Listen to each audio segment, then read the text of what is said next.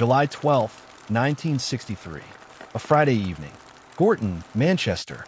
Pauline Reed was 16 years old, and she was running late for a dance. She had spent time getting ready. She was wearing a new outfit and her mother's favorite necklace, the kind of small detail that only matters in retrospect. Her friend Pat had canceled at the last minute, but Pauline told her mother Joan not to worry. She said other friends might be there. She kissed her goodbye and walked out the front door. Two of her friends actually decided to follow her part way, hoping to surprise her. They watched her walk ahead of them along Froxmore Street. Then they lost sight of her around a corner and assumed she had taken a different route. They waited for a while. Then they walked home. Pauline never arrived at the dance. Her mother Joan spent that night waiting by the window. When morning came and Pauline still was not home, Joan walked the streets herself, up and down the same roads her daughter would have taken, asking neighbors if anyone had seen her. Nobody had. A missing person report was filed. Posters went up. Volunteers searched. And then slowly, painfully, the searches wound down and the posters faded and life in Gorton moved forward in the way life does. Joan Reed never stopped waiting. She would wait for 24 years. What had happened to Pauline on Froxmore Street that Friday evening was not discovered until 1987. By then, Joan's hair had gone gray and her health had broken down more than once from the weight of not knowing. By then, a whole generation of children in Greater Manchester had grown up, gone to school, started families of their own. By then, 4 more children from the same communities had disappeared in the same way. And the full story of what connected all 5 of them had been sitting in the world consciousness for over 2 decades. But in July 1963, none of that was known yet. All anyone knew was that a 16-year-old girl in a new outfit and her mother's favorite necklace had walked out her front door on a Friday evening and had not come back. He had arrived in Manchester years earlier from Glasgow, a quiet, punctual young man who took a clerical job at a chemical distribution company called Millward's Merchandising in Gorton. His colleagues found him unremarkable. He kept himself. He ate his lunch alone, reading. The books he read were not the kind people left on office desks. Histories of Nazi atrocities, writings by the Marquis de Sade, accounts of extreme cruelty dressed up in intellectual language. He had a motorbike that he rode out to the Pennines at weekends. He had a criminal record going back to his early teens. Housebreaking at 13, sent to Borstal at 16, an institution that had done nothing except harden whatever was already building inside him.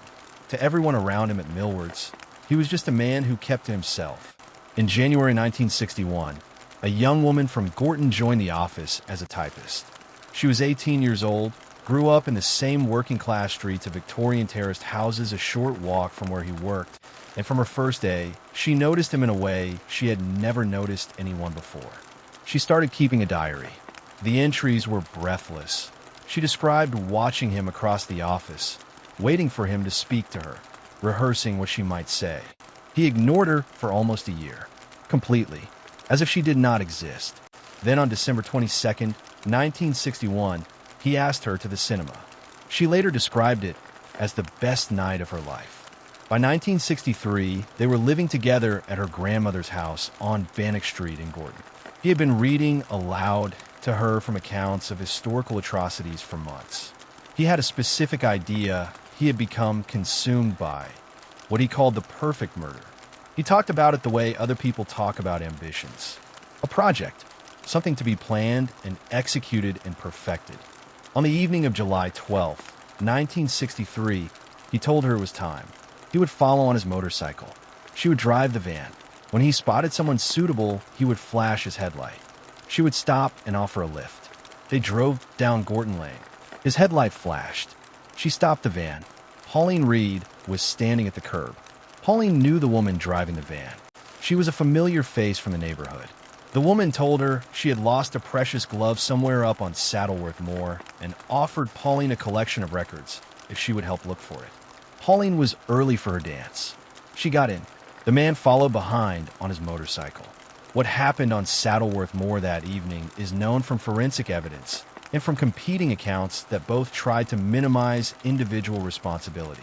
What the evidence confirmed was that Pauline Reed was buried in a shallow grave in the moorland soil. Her mother, Joan, would walk those streets looking for her for the next 24 years. For months later, November 23rd, 1963, a market in Ashton-under-Lyne. 12-year-old John Kilbride had been to the market with friends and was trying to get home. The woman pulled up beside him and offered a lift, telling him his parents would be worried about him being out late. John got in. His body was found in October 1965 in a shallow grave on Saddleworth Moor, 2 years after he disappeared, discovered during a police search connected to other events entirely. June 16, 1964, a Wednesday evening. Keith Bennett was 12 years old and walking to his grandmother's house on Morton Street, a journey he had made dozens of times. She pulled up alongside him and asked if he would help load some boxes. He was described by his family as a gentle, helpful boy who would assist anyone without thinking twice. He got in. Keith Bennett has never been found. His mother, Winnie Johnson, spent the rest of her life searching. She wrote letters. She pleaded publicly. She asked anyone who might know anything to come forward. She died in August 2012, still not knowing where her son was buried. He was 12 years old and walking to his grandmother's house, and he has never come home. December 26, 1964. Boxing Day. 10-year-old Leslie and Downey had been at a fairground in Ancoats with her brothers. In the noise and the crowd of a holiday afternoon, she became separated. She was approached. She disappeared. She was taken to their house. A tape recorder was running. 16 minutes of recording. It was played at trial and reduced courtroom journalists to tears. Leslie and Downey's body was found on Saddleworth Moor in October 1965. 5 children in 28 months. And nobody yet connected to the quiet man at Millwards and the young woman from Gorton who drove a van to the moors on weekends. October 6, 1965. A Wednesday evening. 16 Wardlebrook Avenue, Hattersley. The woman had gone to visit her brother-in-law, her younger sister Maureen's husband, a 17-year-old named David Smith. She invited him back to the house. Smith had been drawn into their circle gradually over months. The man had been lending him books, talking to him about politics, watching him carefully in the way someone watches a person they are considering for something. When Smith arrived at the house that evening, the woman told him to wait in the kitchen. Smith stood in the kitchen and heard something from the living room. A high-pitched scream. More screaming. The woman shouting his name. He ran in. The man was standing over a 17-year-old named Edward Evans with an axe. Evans was someone he had met at Manchester Central Station earlier that evening and brought home. After Evans was dead, the man joked about the mess. He told Smith about other times, about other places. He made Smith help clean up and carry the body upstairs in a polythene sheet. Then they went to bed. Smith walked home at dawn. He was physically sick outside his own front door. He went inside and told his wife Maureen everything. At 6:07 in the morning on October 7th, 1965, Smith and Maureen walked to a phone box at the end of their street. Smith was carrying a knife and a screwdriver because he was afraid of what the man might do if he found out. He called the police. Officers arrived at 16 Wardlebrook Avenue that morning and found Edward Evans' body wrapped in polythene in an upstairs bedroom. The man was arrested at the scene. The woman was arrested 4 days later after police found a note in her car describing in explicit detail what had been planned for Evans.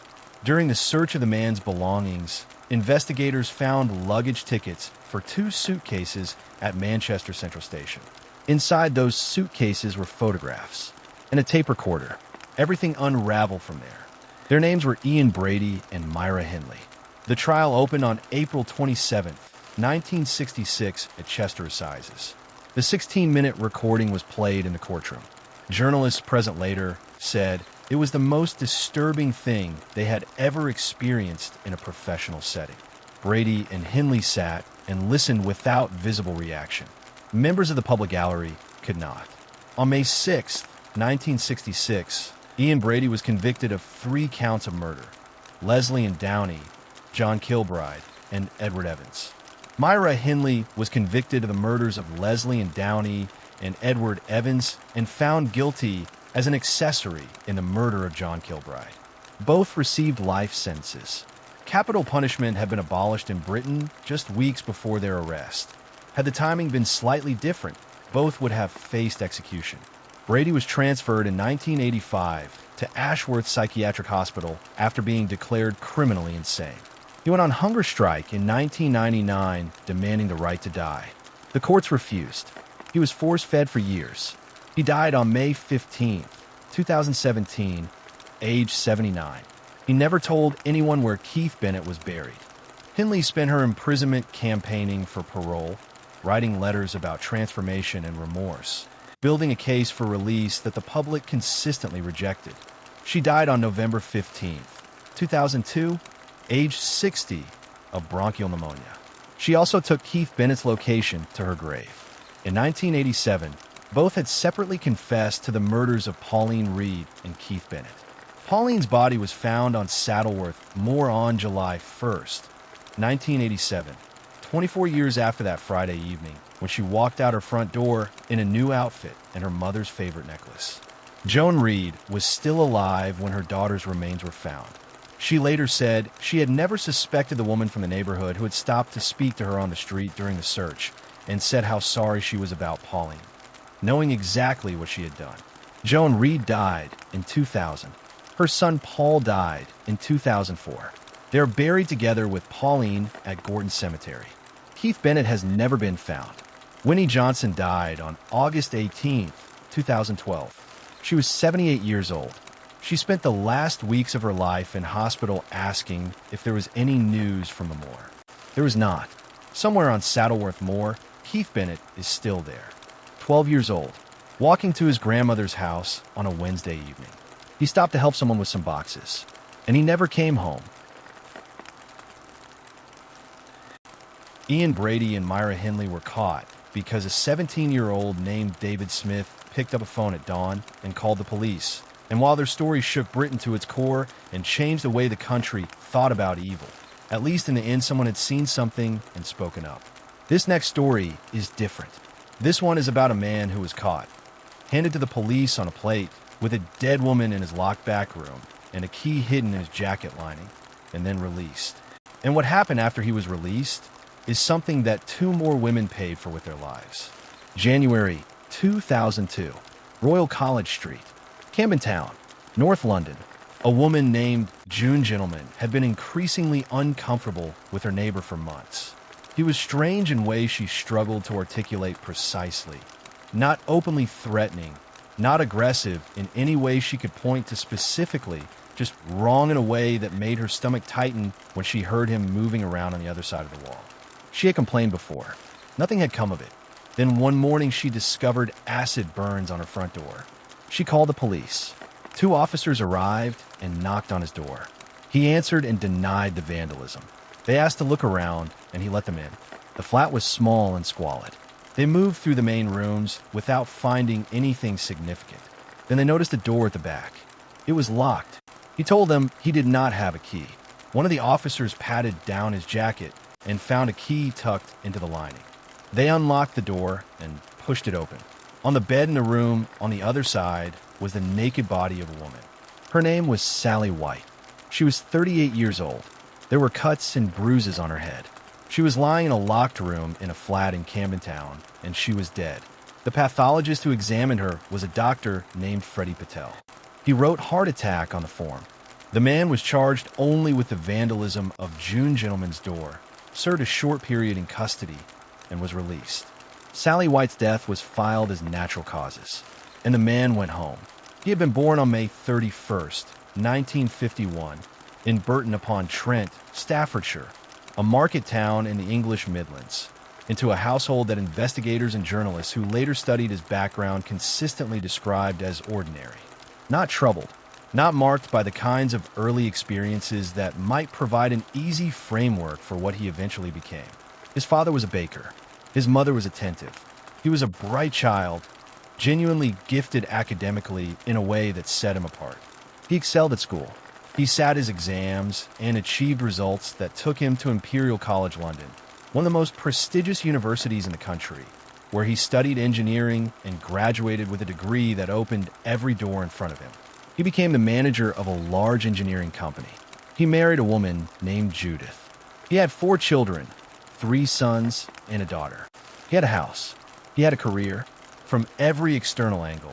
He had built exactly the kind of life that academic success and a stable upbringing were supposed to produce. Then in 1982, while on a business trip to Tasmania, Australia, something happened that revealed what had been sitting underneath all of it. He froze a bottle of water and used it to strike his wife around the head while she slept. Then he dragged her to the bathtub and tried to drown her. She survived. Charges were filed and then dropped. Judith divorced him in 1986. After the divorce, whatever had been contained inside the structure of that life came apart rapidly. He lost his job. He lost his home. He cycled through psychiatric hospitalizations across London, diagnosed with bipolar disorder, treated for depression, drug-induced psychosis, and alcohol abuse. He moved between hostels and temporary accommodations for years, drifting steadily downward until he ended up in a one-bedroom council flat on Royal College Street in Camden Town, a location he had chosen deliberately because of its proximity to the area around King's Cross. A psychiatrist at St. Luke's Hospital in North London, a doctor named Ian Collins, was not ambiguous in his clinical notes. Collins wrote directly that his patient was a dangerous and violent man, particularly toward women, and recommended that he should not be discharged without careful monitoring and a solid plan in place.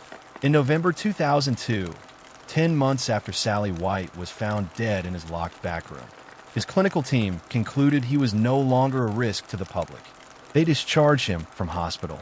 Within 6 weeks, 2 more women were dead. December 30th, 2002. Late evening, Camden Town. A homeless man was going through the bins near a school on Plender Street, looking for food in the way that people do when that is what the night requires. He opened a bin bag. Inside was a human arm. He called the police. Officers arrived and began searching the surrounding area.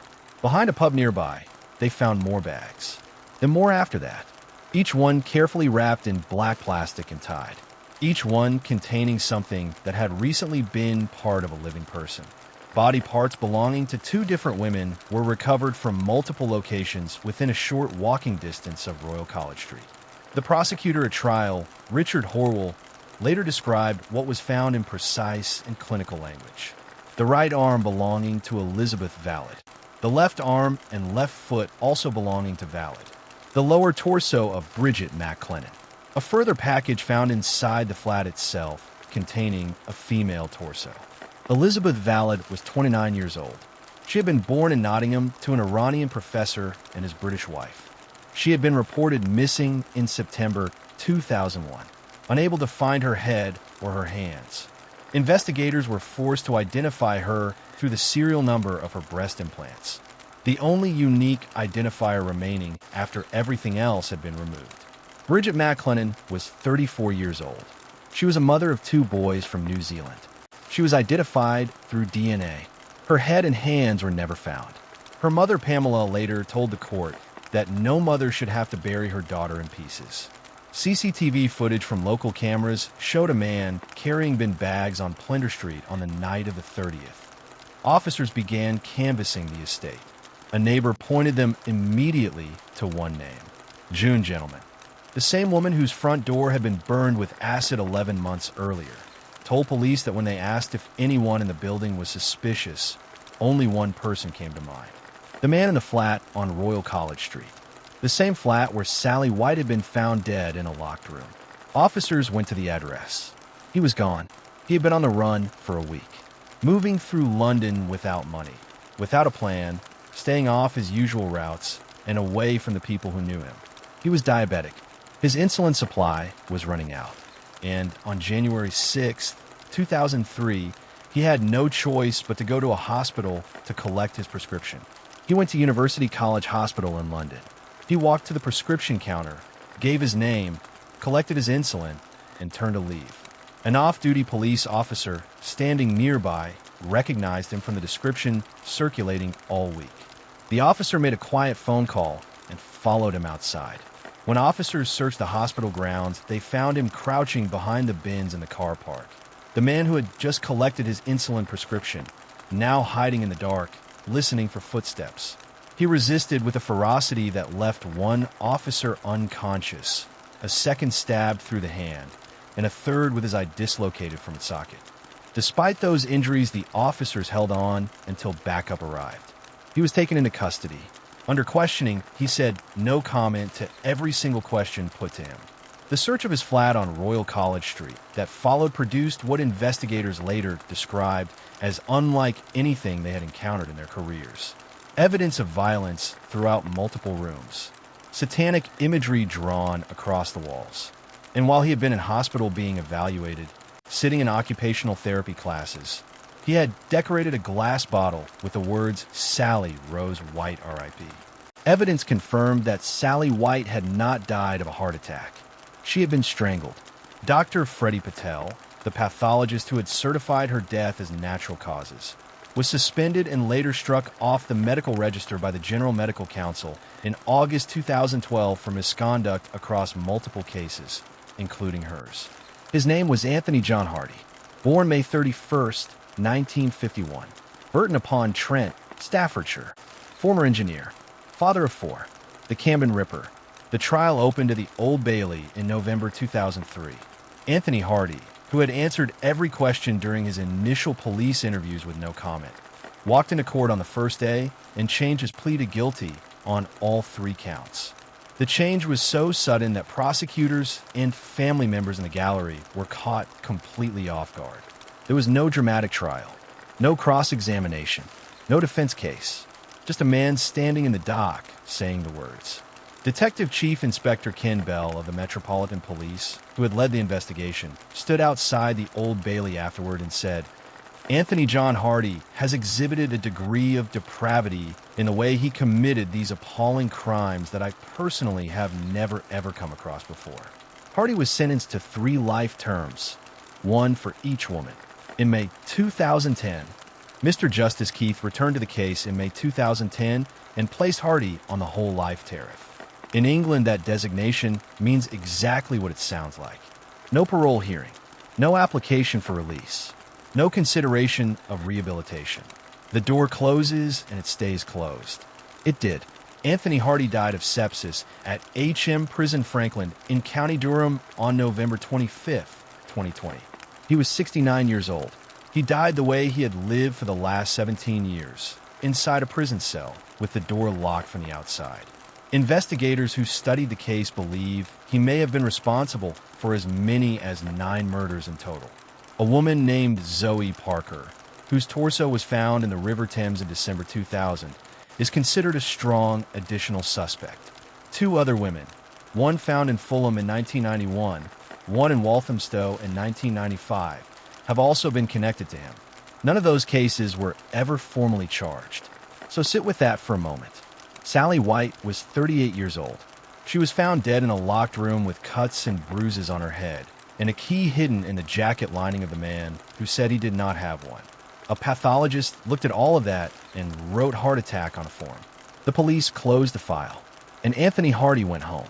If Dr. Freddie Patel had written the correct word on that form, just one word, the right word, Bridget McClennan and Elizabeth Valid would almost certainly still be alive today. Bridget McClennan, 34 years old, mother of 2 boys from New Zealand. Her head was never found. Elizabeth Valid, 29 years old. The only way investigators could confirm who she was after everything had been taken from her was the serial number of a medical implant. Sally White, 38 years old, found in a locked room, filed under natural causes. Forgotten before anyone understood what had actually happened to her. 3 women, one flat on Royal College Street, and a pathologist who wrote the wrong word on a form. Anthony Hardy was caught crouching behind bins in a hospital car park. And while the system had failed 3 women before that moment, at least eventually someone connected the pieces and he was stopped. March 30th, 2005, Dublin, Ireland. A man named Thomas McDermott was walking along the towpath of the Royal Canal near Croke Park when he noticed something in the water just a few hundred yards from the stadium. He stopped. He looked closer. It was a leg, still wearing a sock. He called the Gardaí, the Irish police.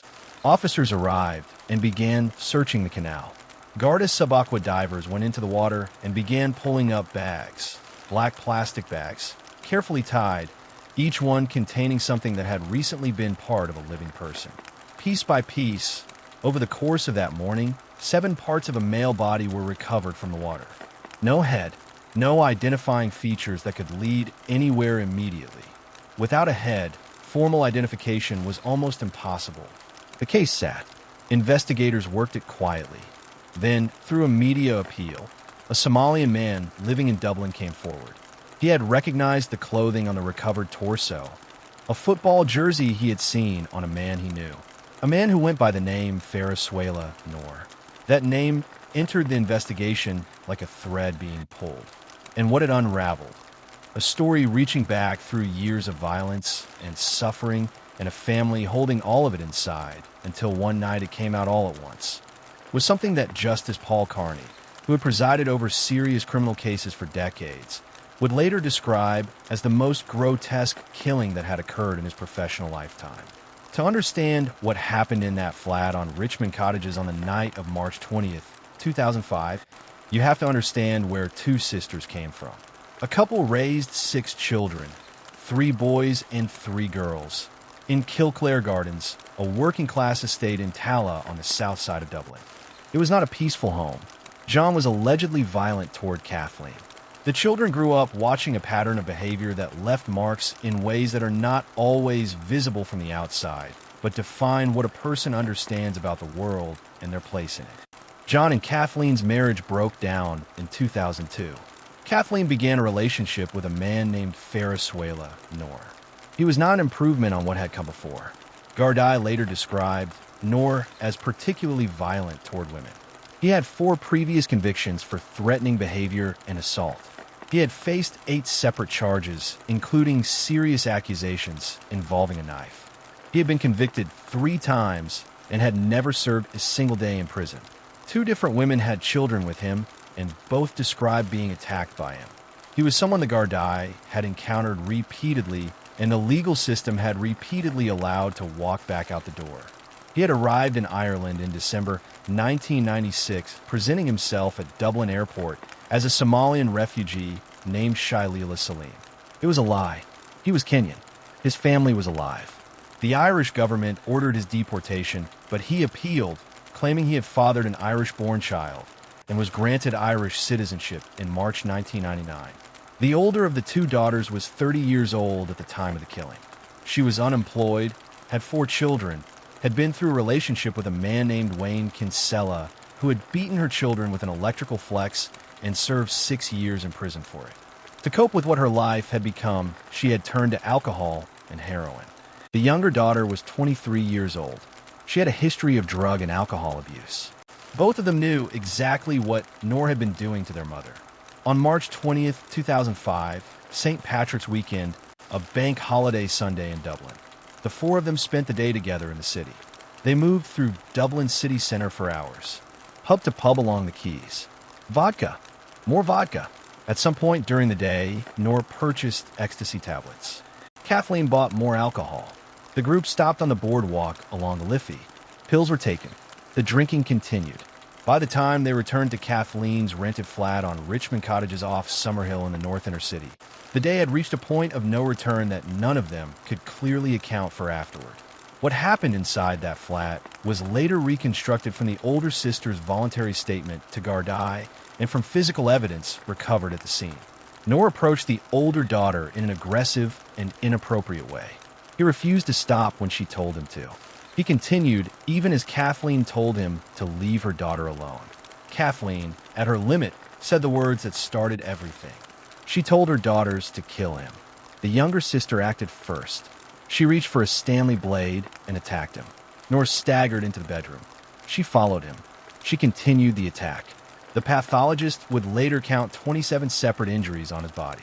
The older sister came in with a claw hammer and struck him around the head. Both women were heavily intoxicated and under the influence of ecstasy. When it was over, Farasuela Noor was dead on the bedroom floor. Kathleen had watched the entire thing. She did not call the Gardaí. She did not call for help. She stayed in the flat while her daughters moved the body to the bathroom and began to do what they had decided needed to be done to make a body disappear. Then Kathleen helped clean the crime scene. Their names were Linda and Charlotte Mulhall. Linda was the older sister, 30 years old. For children, a life that had been defined by the particular kind of damage that accumulates when violence is the background noise of everything you have ever known. Charlotte was 23, the youngest daughter who had grown up in the same house watching the same things. They worked through the night in the bathroom of that flat on Richmond Cottages. What they did was documented in the trial record and in Gardaí reports. They used a kitchen knife and worked methodically for several hours. The body parts, 7 in total, went into black plastic bags and a sports bag. Over the course of multiple trips in the early hours of the morning, they carried those bags through the streets of North Dublin and dropped them over the railing of the Royal Canal into the dark water below. The head was treated differently. Kathleen, Charlotte, and Linda boarded a bus to Tala, the south side of Dublin, the area where they had grown up. They walked through the Square shopping center and into Sean Walsh Memorial Park. Charlotte dug a hole with a knife. They buried the head.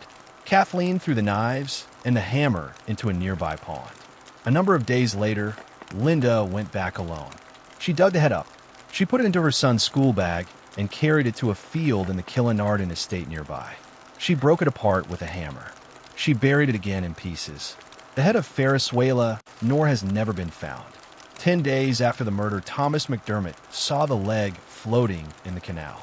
The Gardaí pulled 7 parts from the water. The media appeal brought in the Somalian man who recognized the jersey. Nor's name entered the investigation. Gardaí traced his connection to Kathleen Mulhall and began interviewing the family. They lied. Linda Leet, Charlotte Leet, Kathleen Leet. All 3 were arrested in August 2005 and denied everything. Then Linda broke. Exhausted and unable to carry it, she contacted the Gardaí and gave a voluntary statement at her home in Tala. She admitted everything and implicated her sister. Gardaí searched the Richmond Cottages flat, now rented to a new tenant, found bloodstains throughout, and confirmed through testing that the blood belonged to Nor.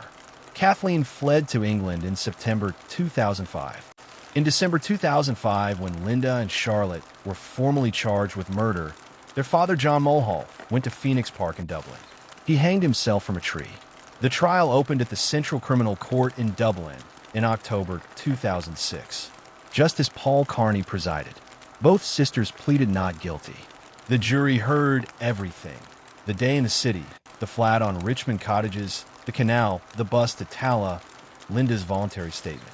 The jury accepted Linda's defense of provocation in the context of what Nor had done that night and over the years before it. Charlotte Mulhall was convicted of murder and received the mandatory life sentence. Linda Mulhall was convicted of manslaughter and sentenced to 15 years. Both were sent to Mountjoy Women's Prison in Dublin. Kathleen Mulhall was found living in England in February 2008 and voluntarily returned to Ireland. She pleaded guilty to concealing evidence and impeding the investigation and was sentenced to 5 years in prison in May 2009. Linda was released in January 2018, having served just over 13 years. She has not spoken publicly since. Charlotte remains in prison and is the longest-serving female prisoner in Ireland. In 2008, a photograph emerged of her smiling and holding a knife to a male prisoner's throat, an image that prompted a security review of the entire Irish prison system and had her transferred from Mountjoy to Limerick Prison. Ferriswela Nor's mother, Samia Swela Nor, was in Kenya when the verdict was delivered. She could not afford to travel to Ireland. She told reporters that she could finally find some peace. She had not known where her son was for years. His head was never found. His family in Kenya had received no word of what had happened to him until after the trial. Justice Paul Carney addressed the court at sentencing and said it was the most grotesque killing that had occurred in his professional lifetime. Said simply, "Murder is murder, but in this circumstance, the fact that the body was treated the way it was after the killing and the fact that it was done by women made it particularly gruesome." 3 women from Tala. A man from Kenya living under a Somalian alias. A rented flat in the North Inner City. A canal on a Thursday morning in early spring. And a family that had been holding violence inside it for so long that when it finally came out the country, stood still and stared. On a warm summer morning in June 2007, Parisians were doing what they always did in Butte Park. Joggers followed the winding hill paths. Couples relaxed beside the artificial lake, and parents watched their children play beneath the trees. This was not some isolated forest on the edge of the city. Butte was a huge public park in the 19th arrondissement, surrounded by apartment buildings, cafes, and busy streets. It was a place people came to feel safe. Sometime around mid-morning, a man walking his dog noticed something unusual near a group of bushes close to one of the footpaths. Lying partially hidden in the grass was a black sports bag. At first, it did not seem important. Bags were often left behind by joggers or picnickers, but something about this one felt wrong. The zipper was partly open, and inside he could see something pale pressed against the fabric. As he stepped closer, the smell reached him. It was not food. It was not trash. It was something far worse. He immediately called the police. When officers arrived and carefully opened the bag, even experienced detectives were left speechless. Inside was a human torso. There was no head, no arms, and no legs. Just the chest and abdomen of an adult, cleanly separated at the shoulders and hips. The cuts were straight and controlled, showing that whoever had done this had not acted in panic. This was not sloppy. It was deliberate. It was clear the body had been dismembered somewhere else and brought into the park later, as if it were nothing more than something to be thrown away. Within minutes, the entire park was locked down. Joggers were escorted out. Helicopters circled overhead, and crime scene tents went up in a place where children had been playing less than an hour earlier. News spread quickly across Paris, and the media went into a frenzy. A torso found in a public park meant only one thing. There had to be more body parts somewhere, and whoever was responsible was still free. That same afternoon, divers were sent into the park's lake and canal, while police searched every bush, every trash bin, and every corner of the grounds. They found nothing. No head, no arms, no legs, not even a blood trail, which meant the murder had not happened there. Butte was only the dumping site. By the time night fell, investigators were facing a terrifying reality. They did not even know who the victim was. There was no face, no fingerprints, and no personal items to identify them. All they had was a torso in a bag and the certainty that someone had carefully planned this. And that was only the beginning. When the park finally reopened later that week, nothing about Butte looked different. The grass was trimmed. The paths were clean. Parents were back with their children.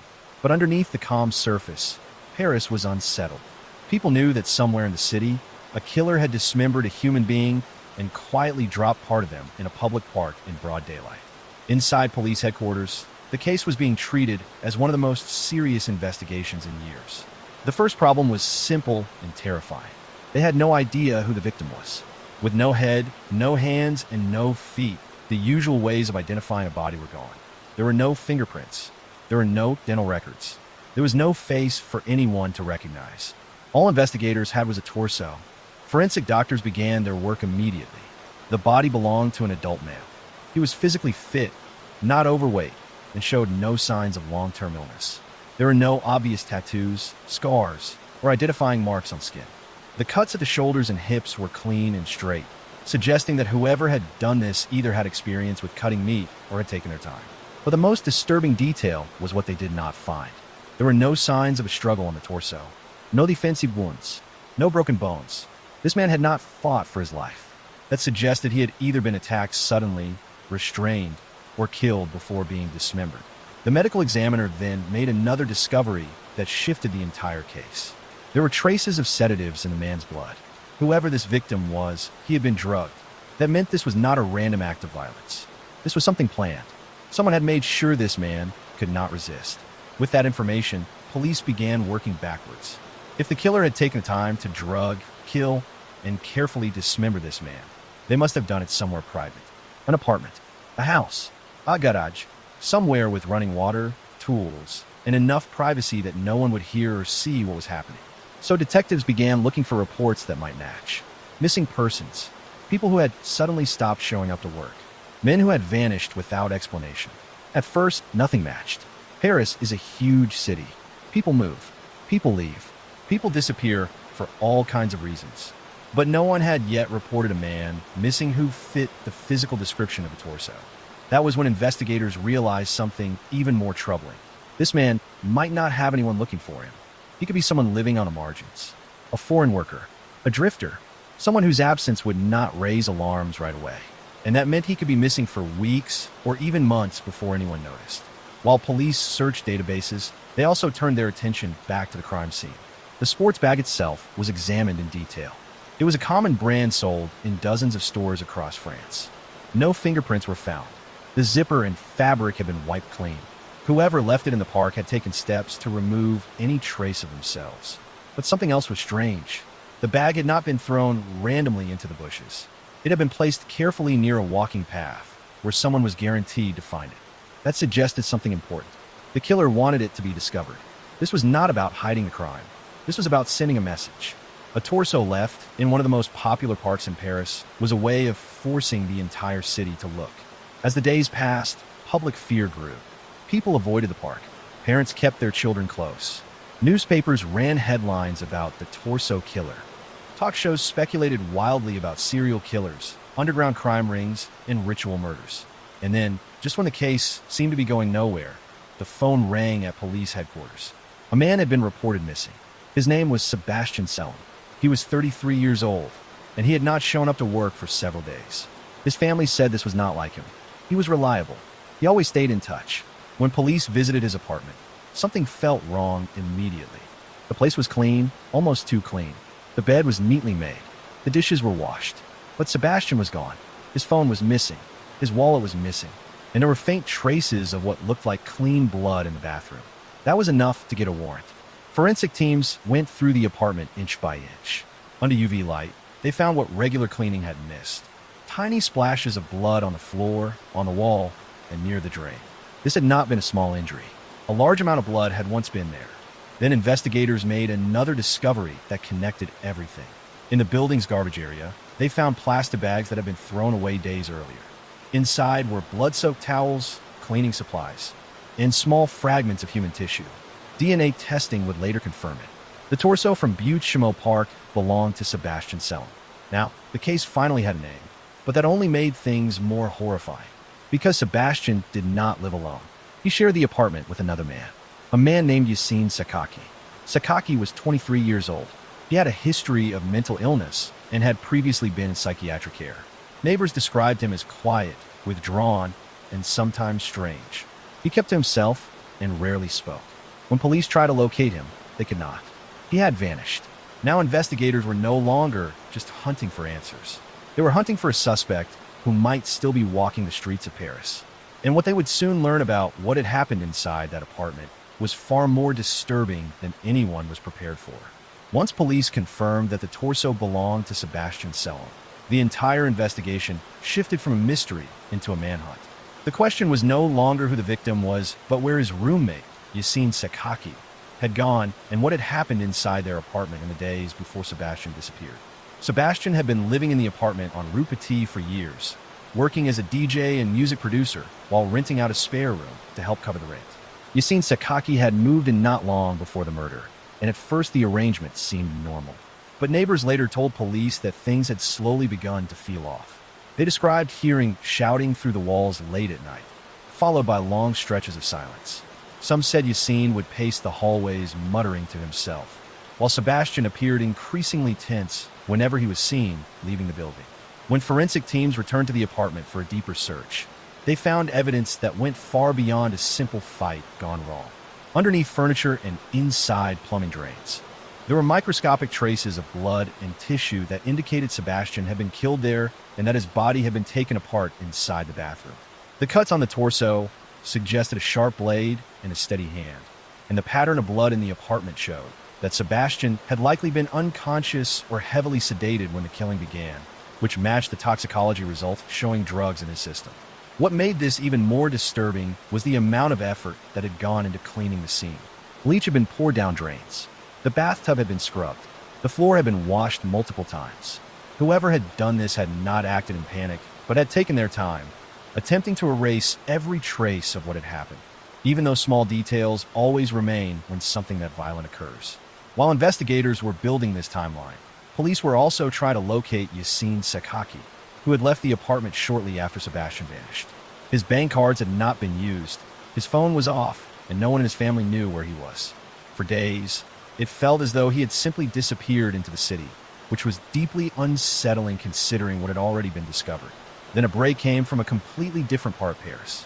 A hospital worker called police to report a man who had come into the emergency department behaving erratically, speaking in confused, religious language, and showing signs of extreme mental distress.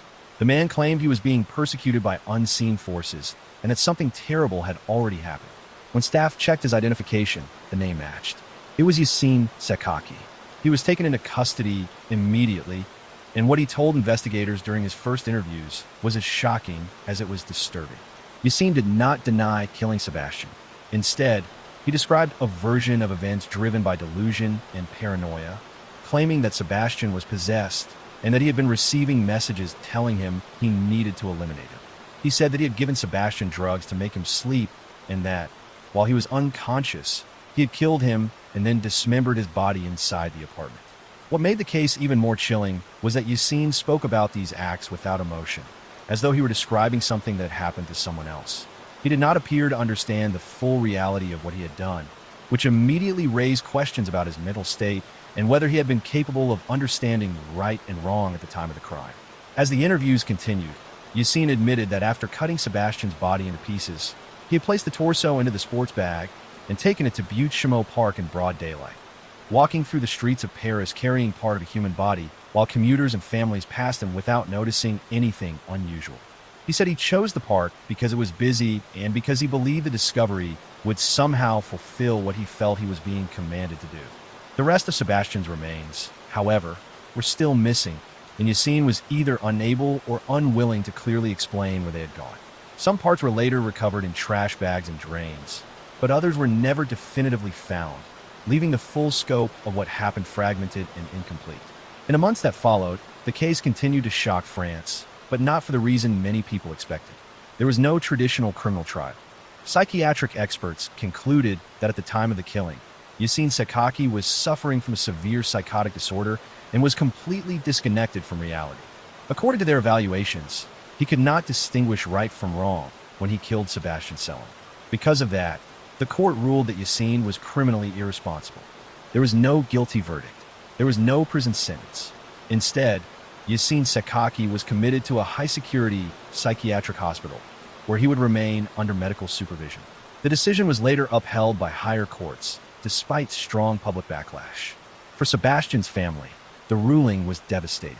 They felt that the man who had killed their son and cut his body apart would never truly be held accountable. To them, the word irresponsible felt like it erased Sebastian as a victim. Across France, the case sparked anger and fear. Many people struggled to accept that someone capable of such violence was not in prison, but in a hospital. Others questioned how a man with a known history of severe mental illness had been able to live untreated until something this horrific happened. But for the Selim family, there was no real ending. Their son became known not for who he was, but for how he was found, reduced in headlines to the torso in the park. They had to fight for years just to remind the public that Sebastian was a real person with a life, not just a crime scene. Today, Butte-Chaumont Park is still filled with joggers, families, and quiet afternoon walks. Most people who pass those winding paths have no idea what was discovered there on a warm morning in June 2007. But the case of Sebastian Selim remains one of Paris's most unsettling modern crimes, not because it was unsolved, but because of what it revealed. A man was killed inside an ordinary apartment. His body was cut apart in silence. Part of him was left in a public park in broad daylight. And in the end, there was no punishment that felt equal to the crime. Just unanswered questions, a family left without closure, and the uncomfortable truth that sometimes, even when the person responsible is known, justice does not come in the way people expect. In the early 1980s, Glasgow was already struggling. Jobs were disappearing, poverty was rising, and entire neighborhoods felt abandoned. But on the surface, one business seemed to be booming. Ice cream vans. They played cheerful music, drove slowly through housing estates, and stopped right outside people's homes. But these vans weren't just selling ice cream. Many of them were selling stolen goods, cigarettes, and drugs, especially in working-class areas where few other services existed. Ice cream vans became moving storefronts for organized crime. And like any profitable business, competition turned violent. By the mid-1980s, rival gangs began fighting over routes. If one van entered another gang's territory, windows would be smashed. Drivers were threatened. Vans were burned. This underground conflict would later become known as the Ice Cream Wars. At first, police thought it was just vandalism. They were very wrong. One of the families connected to the ice cream business was the Doyle family, who operated vans in the east end of Glasgow.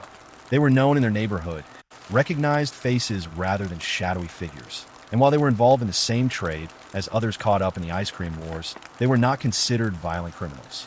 To many people nearby, they were simply a working family trying to survive in a city where opportunity had become scarce.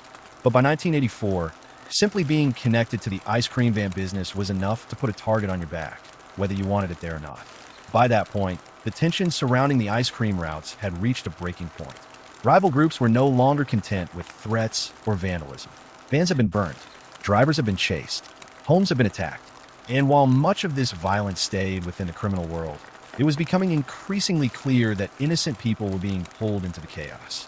The Doyle family lived in a modest home on Reading Road, in a residential area where families had lived side by side for years. It was not the kind of place people expected to see something horrific happen. On the night of April 16, 1984, the house was occupied by 6 members of the Doyle family. Inside were Thomas Doyle, his wife Joan, their sons Mark and Anthony, and Thomas's parents, Patrick and Elizabeth. It was an ordinary evening by all accounts. Neighbors later said nothing seemed unusual.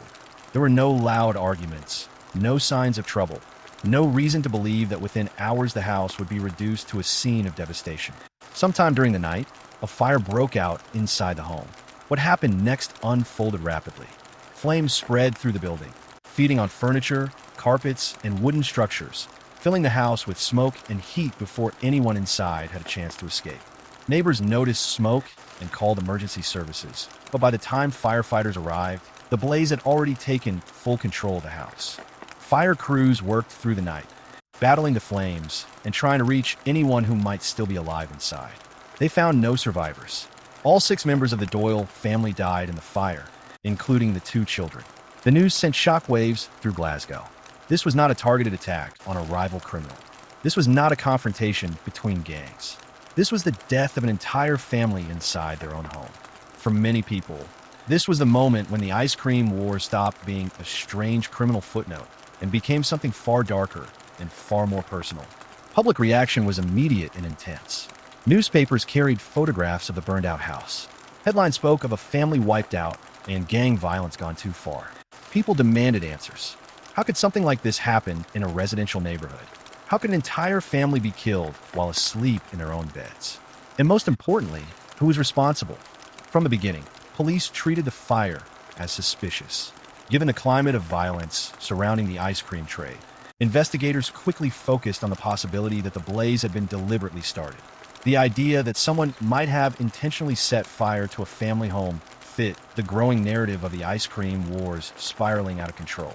Detectives believed the attack was meant as a warning, a message to rivals that no boundary would be respected anymore. The assumption of arson became central to the case almost immediately. Fire investigators examined the remains of the house, searching for signs that an accelerant had been used or that the fire had been deliberately ignited. Early conclusions suggested that the blaze may have started on the ground floor and spread upward, a detail that many interpreted as evidence of a deliberate act. At the same time, police began questioning anyone connected to the ice cream trade, particularly those involved in disputes with the Doyle family. Under enormous public pressure, investigators were expected to move fast. Glasgow was angry, frightened, and grieving. The idea that a family could be killed in what was supposed to be a business dispute made people feel unsafe in their own homes. Politicians demanded action. Newspapers demanded arrests. And police leadership understood that failure to quickly identify those responsible would only deepen public fear. That urgency would shape everything that followed. Attention soon turned toward rival ice cream operators who were already known to police. Among them were Thomas T.C. Campbell and Joe Steele, both of whom had reputations as tough figures connected to competing operations. They were not strangers to law enforcement, and their names circulated quickly as potential suspects. Rumors spread through the city that the fire had been retaliation, an escalation in a war that had finally crossed an irreversible line. But there was a problem. There was no direct evidence tying either man to the fire. No physical evidence placed them at the scene. No forensic proof linked them to the blaze. There were no reliable eyewitnesses who had seen anyone set the fire or flee the area. What investigators did have, however, were statements from individuals who claimed to have heard incriminating remarks or confessions. In the emotionally charged atmosphere following the tragedy, those statements took on enormous weight. As the investigation progressed, it became increasingly focused on building a case rather than questioning whether the underlying assumptions were correct. The idea that the fire had been deliberately set and that it was connected to the ice cream wars was treated less as a theory and more as a fact. Alternative explanations, including the possibility of an accidental fire, received far less attention. Within months, Campbell and Steele were charged with murder. Their trial became one of the most closely watched in Scotland. The prosecution painted a picture of ruthless criminals willing to eliminate an entire family to protect their territory. The defense argued that the case was built on unreliable testimony and assumptions rather than solid evidence.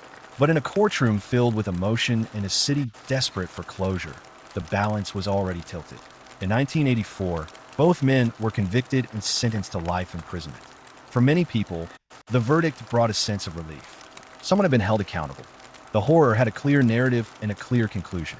The ice cream wars had claimed their most devastating victims, but justice, it seemed, had been served. Except it hadn't.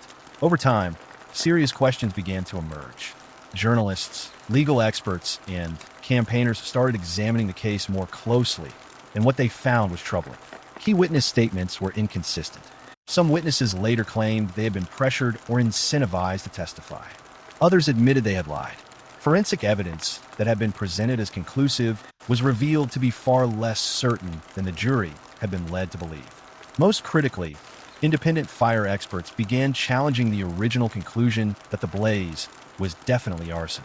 They argued that the patterns used to identify deliberate fires in the 1980s were deeply flawed, and that what had been interpreted as evidence of accelerants could just as easily be explained by ordinary household materials burning under extreme conditions. Faulty wiring or an accidental ignition source could not be ruled out. This raised a devastating possibility. What if the fire that killed the Doyle family was not an attack at all? What if it had been a tragic accident that became entangled in a violent narrative because of the climate of fear surrounding the ice cream wars? As these doubts grew louder, appeals were launched. Years passed, decades even. Campbell and Steele maintained their innocence throughout, serving long prison sentences while their case slowly worked its way through the legal system. Outside prison walls, the Doyle family remained at the center of public memory, their deaths forever linked to a war that might not have been responsible for what happened to them. In 2004, after nearly 20 years behind bars, Campbell and Steele were released when their convictions were ruled unsafe. Later reviews by the Scottish Criminal Cases Review Commission confirmed that the original trial had been fundamentally flawed. The men were fully acquitted, and their names were cleared. But that resolution came with a terrible cost. The deaths of 6 people, including 2 children, remain officially unresolved.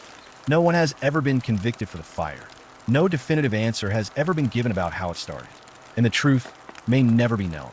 What began as an investigation into a brutal act of violence became one of the most controversial miscarriages of justice in Scottish history. The ice cream wars faded into history, but the questions left behind did not. Was the Doyle family targeted, or were they victims of a tragic accident that spiraled into something far larger than the truth? Did public fear and institutional pressure shape the outcome more than evidence ever did? And how many lives were destroyed, not just by the fire itself, but by the desperate need for answers afterward? For Glasgow, the fire on Reading Road marked a turning point. It exposed the cost of unchecked criminal conflict, but it also revealed how easily justice can be distorted when fear takes control. The Doyle family became symbols not only of tragedy, but of how fragile certainty can be when a city is desperate to believe that the worst thing imaginable must have a clear villain. And decades later, that question still lingers. Who did it? Or perhaps more hauntingly, what if no one did? In the late 1960s, the countryside around Florence, Italy, was known for quiet hills, olive groves, and secluded dirt roads where young couples would park their cars for privacy. These places, often called lovers' lanes, were seen as peaceful and romantic.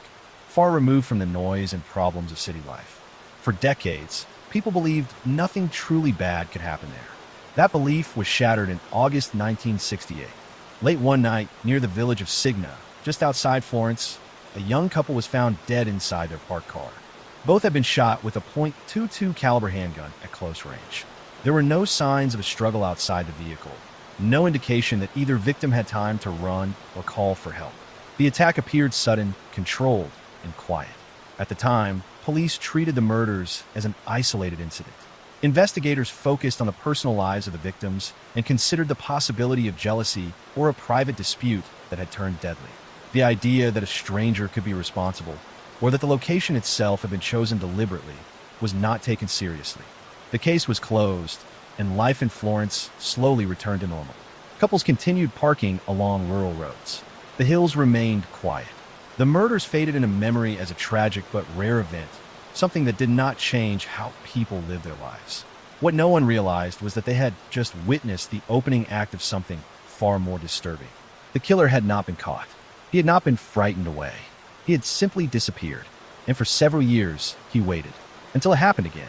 After that first murder in August 1968, Florence tried to return to normal, but the quiet countryside could no longer hide the shadow that had fallen across its hills. For years, the murders seemed isolated, almost random, until the pattern began to emerge. In September 1974, just 6 years later, the nightmare returned. Another young couple was found dead in a parked car, this time near the small town of Scandici, not far from Florence. Like the first victims, they had been shot with a .22 caliber handgun. The killings were eerily similar. The same weapon, the same secluded setting, the same terror inflicted upon innocent lovers who had done nothing more than seek a private moment in nature. By this point, police began to suspect that the incidents were connected, though the public remained largely unaware of the full scope. Investigators struggled with a difficult question. Were they dealing with a copycat crime or something far more sinister? Each murder was meticulously carried out. There were no witnesses, no stolen belongings, no apparent motive beyond the act itself. It was as if someone had a blueprint for selecting victims and executing the killings. The victims' ages, the time of day, even the vehicles they used, all seemed to fall within a specific pattern. The killer's audacity was chilling. Unlike other criminals who might strike and flee the city, he remained patient and calculated. He studied the terrain, learned the habits of locals, and struck only when he could guarantee solitude. The killer's choices of location were particularly strategic. Roads surrounded by trees or olive groves, far enough from towns to avoid immediate discovery, yet close enough to allow for a quick escape. By targeting young couples in love, the killer ensured that the victims were distracted, vulnerable, and isolated, creating the perfect scenario for murder. As more attacks followed in the 1970s, fear began to grip Florence. Parents warned their children, friends hesitated to meet alone, and couples avoided the roads that had once symbolized freedom. The city's police department faced an increasingly complex challenge. The murders were consistent, yet left almost no physical evidence. The .22 caliber handgun left small wounds, easy to overlook, and the killer made no effort to rob or assault the victims outside of killing them. There were no fingerprints, no footprints, no clues that could lead to a definitive identification of the perpetrator.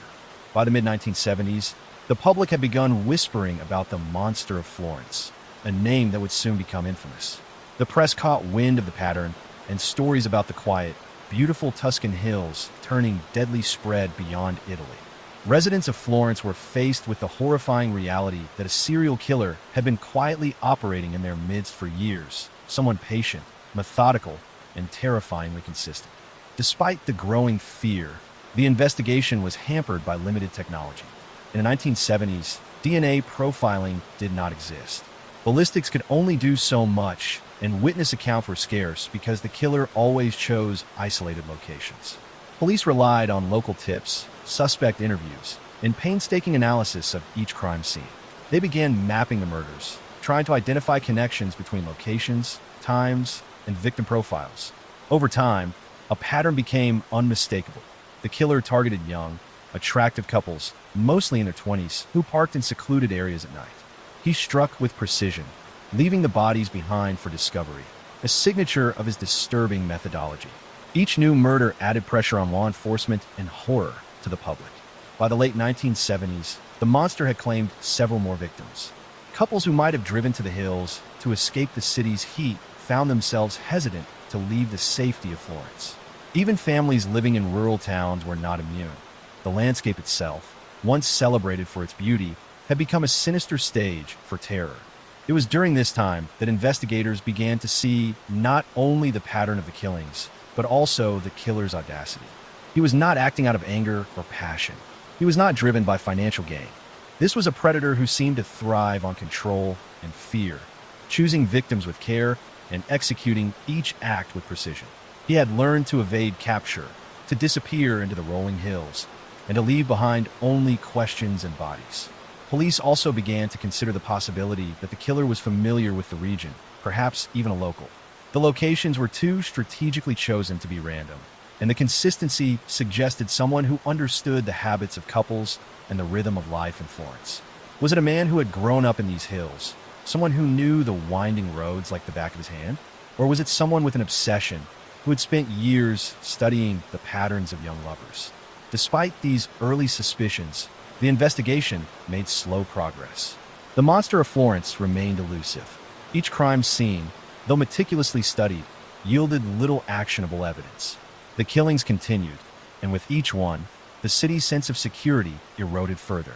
What had started as an isolated tragedy in 1968 had, by the late 1970s, become a decades-long nightmare, and the monster of Florence had solidified his place as one of Italy's most feared and enigmatic serial killers. By the early 1980s, the monster of Florence had grown bolder. What had once seemed like isolated, random murders had become a recurring nightmare, a cycle that terrified anyone daring to venture into the countryside. Couples still sought privacy on the hills outside Florence, but now every shadowed grove, every winding dirt road felt dangerous. The city itself was caught in a tense paradox. Life went on, but the fear lingered just beneath the surface. In 1981, a young couple parked near the town of Lastra, Isigna, fell victim to the monster's deadly pattern. Like previous victims, they were alone, enjoying a private moment, when the .22 caliber handgun was used to strike with lethal precision. The scene was disturbingly familiar. The bodies posed in the same arrangement, the methodical precision unmistakable. Police now had enough evidence to confirm that the same perpetrator was behind multiple killings spanning more than a decade. Despite growing public awareness, investigators were still struggling to catch him. Technology at the time offered limited help. Ballistics could confirm that a single weapon had likely been used in multiple murders, but it could not identify a shooter. Fingerprints were non-existent. The killer was meticulous. He left no personal trace, no fingerprints, no tire tracks, no DNA. And the victims offered no way to identify him because they were chosen purely for circumstance, not personal connections. With each new murder, the monster seemed to escalate both in confidence and audacity. Some killings occurred closer to towns or near roads more frequently traveled. Yet he never lingered at the scene, never left a clue, never seemed in a rush. It was as if he had all the time in the world, carefully planning each attack to perfection. Investigators began to theorize that the killer might even have been watching the couples, learning their routines, studying their habits before striking. The killings in the 1980s also revealed a more disturbing pattern. The murders often coincided with seasonal changes, mostly in the warmer months when young lovers were more likely to visit secluded spots. The monster of Florence demonstrated not only patience, but also chilling foresight. Each time, he struck with precision, yet police still lacked even a single solid suspect. Frustration grew among investigators. Each new murder brought a wave of public fear, but the investigation remained painfully slow. Witnesses were almost non-existent, and the rural landscape worked in the killer's favor. Small villages could feel isolated, making it easier for someone to strike without being seen. Meanwhile, the local media began reporting on the killings more openly, giving the case the notoriety that would later make it infamous across Italy. By the mid-1980s, police were desperate. They began to widen their scope, questioning anyone with a known obsession for the hills, anyone with a history of violence, or anyone who had been seen around the crime scenes. Yet despite thousands of interviews, hundreds of tips, and countless stakeouts, the monster continued to elude capture. The pressure mounted further when the killings continued to follow a predictable yet frustratingly untouchable pattern. Police noticed that many victims were young couples in cars parked in isolated areas, often during late evening or night. The killer's trademark .22 caliber handgun was consistent, but each new scene revealed little more. There was no evidence of robbery, no struggle, no sign that the victims had been targeted for any reason other than their location and vulnerability. By the late 1980s, fear in Florence had reached its peak. The monster had claimed multiple victims over 2 decades. People began sharing whispered warnings, and local authorities urged couples to avoid secluded roads. Yet the killer remained a ghost, slipping between hills and valleys, leaving behind only bodies and unanswered questions. During this time, police also began to consider the possibility of more than one killer, though the evidence suggested a single, meticulous predator. The consistency of the method, the weapon, the choice of victims, and the execution all pointed to someone who had studied the crimes, someone who was disciplined and patient. It was not random, it was not impulsive. The 1980s killings cemented the monster's reputation as one of Europe's most elusive serial killers. His ability to avoid capture for so long, despite the growing awareness and resources dedicated to the investigation, left both the public and law enforcement stunned. Each attack reminded the city that the danger was very real, and that the hills outside Florence, once romantic and serene, had become the stage for a predator who seemed untouchable. By the end of the decade, it was clear the monster of Florence was not just a criminal. He was a shadow over the Tuscan hills, a symbol of fear that no one could explain and no one could stop. By the 1990s, the monster of Florence case had evolved from a string of tragic killings into one of Italy's most infamous unsolved mysteries. What began in the late 1960s with couples murdered in parked cars had grown into a decades-long nightmare, leaving the Tuscan countryside under a cloud of fear. Police faced unprecedented pressure, families demanded answers, and the media seized upon the story, publishing sensationalized accounts that sometimes blurred the line between fact and fiction. Despite years of investigation, the killer had left almost no clues. The .22 caliber handgun was the only thread connecting the murders. There were no fingerprints, no eyewitnesses, and no clear motive. Yet with every new crime, it became painfully clear that this was not the work of an amateur. The monster was meticulous, calculating, and methodical. Someone who had studied the terrain, observed his victims, and understood law enforcement's investigative limits.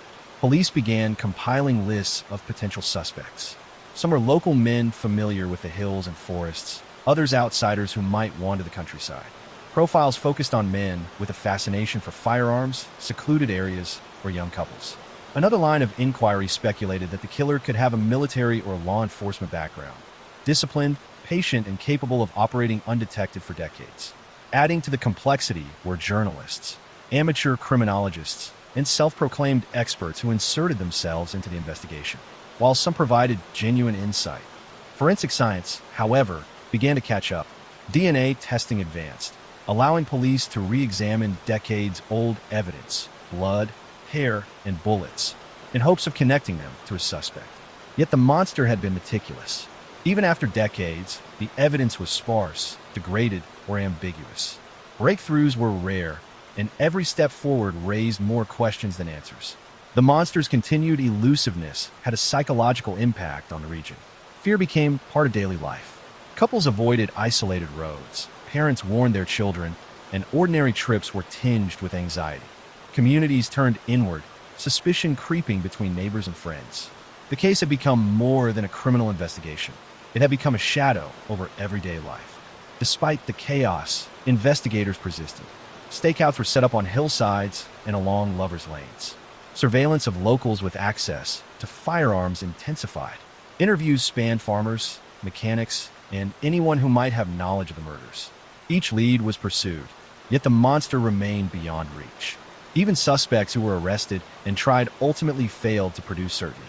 By the end of the 1990s, it was evident that the monster of Florence was no ordinary criminal. He was precise, patient, and calculated. Decades of killings with minimal mistakes left law enforcement constantly a step behind. The case highlighted the limits of the justice system, the power of media-driven narratives, and the lasting impact of fear on a community. Ultimately, the 1990s investigations set the stage for modern inquiries. They revealed both the brilliance and the elusiveness of the killer, and the extraordinary difficulty of solving crimes committed over decades. They also revealed the human toll: families who had lost loved ones, communities haunted by fear, and the enduring mystery of a killer who seemed to operate outside the reach of justice. Even decades later, the monster of Florence remained an enduring enigma. Whether acting alone or with accomplices, he had transformed the idyllic Tuscan hills from a place of romance into a landscape of suspicion, fear, and unresolved terror. And that shadow would linger long after the last courtroom closed, a chilling reminder that some monsters may never be caught. By the early 2000s, the Monster of Florence case had become a legend in its own right. Decades of investigations, arrests, and trials had produced countless theories, yet the killer's identity remained a mystery. Italy had seen suspects come and go, some arrested, some released, and some even convicted only to have their cases overturned. The monster had become more than a criminal. He had become a ghost haunting the Tuscan hills. After Pietro Pacciani's controversial trial, police pursued the idea that he had accomplices. Several men connected to him were arrested, accused of helping commit the murders or covering up evidence. Yet, as before, convictions were rare, evidence was circumstantial, and doubt persisted. Journalists and authors kept the story alive. Douglas Preston, along with Italian journalist Mario Spizzi, investigated the case for years, interviewing witnesses and analyzing crime reports. Their work questioned the justice system, highlighted investigative missteps, and suggested that the monster might have been someone entirely overlooked. The case had shifted from a police investigation to an obsession that captured global attention. Advances in DNA testing brought new hope. Bullets and biological evidence were re-examined, sometimes linking crimes to the same weapon. Other tests, however, raised more questions. DNA traces were inconsistent, contaminated, or from unknown individuals. Some experts argue the monster might not have acted alone. Perhaps a small network had operated over decades, explaining the killer's remarkable elusiveness. But proving such a conspiracy was nearly impossible. Even decades later, the monster's shadow lingered. Lovers still parked on secluded roads, parents warned their children, and locals remained wary. The victims, young couples whose lives were cut tragically short, remained at the heart of the story, often overshadowed by speculation about the killer. Families endured relentless media scrutiny and public debate, all while justice remained elusive. Modern investigators continue to study the case. Some believe that if the monster was a single individual, he might still be alive, quietly living in Tuscany. Others think he may have died long ago, taking his secrets with him. Either way, the monster's identity remains unknown. Perhaps the most chilling aspect is not just the murders, but the meticulous planning that allowed a predator to operate for decades without detection. Ordinary people were hunted, and fear spread through the once peaceful Tuscan hills. Despite arrests, trials, and forensic advances, no conclusive answers have emerged. The Monster of Florence remains one of Europe's most infamous unsolved cases, a story of fear, obsession, and frustration. Families still seek closure. Investigators continue to study old files. Writers and journalists continue to speculate. And the world continues to ask, who was the Monster of Florence? Sometimes, even when a killer's crimes are well documented and suspects are arrested, the truth may never come. And that is perhaps the most unsettling part of all. A predator could live among ordinary people, vanish without a trace, and leave behind a legacy of mystery and fear that haunts Tuscany forever. It's the night of February 14th, 1988, Valentine's Day.